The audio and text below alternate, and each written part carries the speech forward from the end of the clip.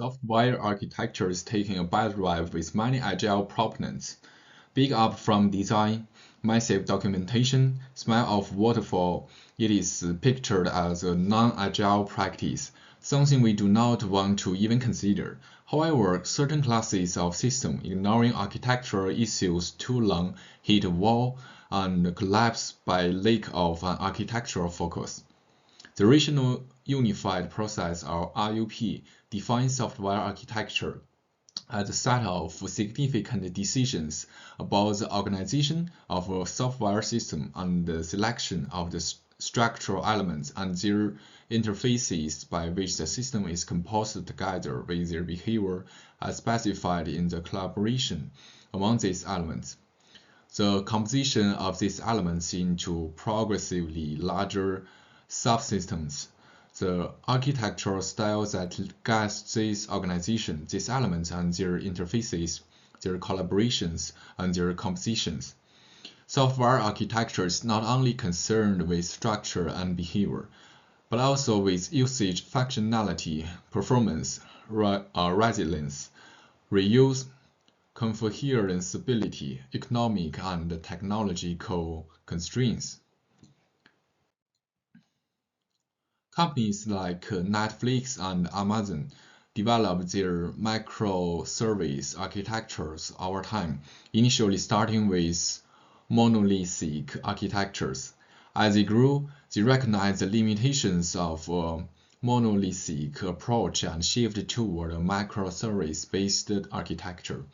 This change was gradual, driven by the need for scalability, development independence, and team autonomy. The architecture wasn't fully planned in advance but evolved as teams recognized and addressed the system bottlenecks, resulting in an emergent architecture trailed to business needs. In fields like aerospace and defense, architecture is meticulous planned due to the strict safety, reliability, and regulatory requirements. For example, NASA Space Exploration Systems or the U.S. Department. NASA Space Exploration require extensive planning to ensure mission critical functionality, security, and field safety. Given the high-stakes environment, architecture is planned to anticipate nearly every potential scenario. The design and planning of the smart cities such as Master City in the UAE is an example of planned architecture. Here, the architecture is carefully designed to integrate technology, energy management, and transportation system in a cohesive manner. Planners consider long-term sustainability, energy efficiency, and integration between systems, creating a blueprint that guides infrastructure development and expansion. I have given above the RUP definition. It is about the important stuff, the decisions that will be taken early and will be hardest to undo, to modify, to remove. Software architecture is about design decisions that will be building in a final product. But we witness a certain dilution of the term architecture. When will architectural activities take place? As much as we love to defer decisions to the last responsible moment. For architectural decisions, because many of other design decisions will depend on them, they have to take place in the early phase of the project, or at least well identified. This does not necessarily mean big upfront design, where all sorts of design take place early, involved, not driven by any immediate needs. Also, we love to see the architecture gradually emerge as a result of successive refactoring. But for large novel systems, this may need a bit of anticipation. Who are the architectures? Well, on a small systems, everyone may contribute to the role. On larger systems, the architectures will play a combination of roles. And first is visionary, shaping the system. designer, making important technological voice. Next, communicator, planning go between multiple stakeholders and groups.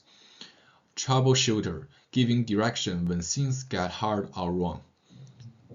And even something janitor, cleaning up the mess behind product managers, and developers.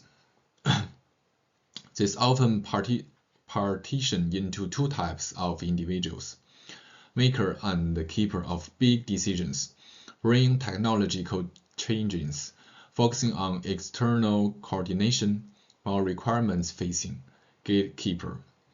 And the second, monitor, troubleshooter, prototyper, implementing elements of the architecture, focusing on intense internal communication, more code-facing. These correspond to architecture's reloads and architecture's arithas in 2003 and their respective ecological niche on feed is architecture team and the architecture become naturally technological leads of the various teams down the line. So what lessons could both these cultures taken away? First is understand the context. There is a vast array of software development situations, and although agile practice out of the box address many of these, there are outliers for which we need to understand. What is the size, domain, age of system? What are the business model, degree of novelty, hence of risk? How crucial must the system be? How many parties will be involved? And second, define architecture clearly. The scope of the work, the role and responsibility of the architect. Do not assume a implicate understanding. And next, define an architecture owner. Like there should be a product owner and a project leader, but do not let the architects lock themselves in some ivory tower, polishing the ultimate architecture for an improbably future system. Architect or architectures are part of the development group. And the last, keep track of unresolved architectural issues, either in the backlog or in the risks. Deferring decisions to the last responsible moment does not equate to ignoring them, but may be adding risks to be managed like other risks in the project. In the movie The Matrix Reloaded, he says, the first Matrix I designed was quite naturally perfect. I have since come to understand that the answer included me because it required a lighter mind, or perhaps a mind less bound by the parameters of the perfection. And it is from agility and architecture can they coexist? Yes, thank you very much.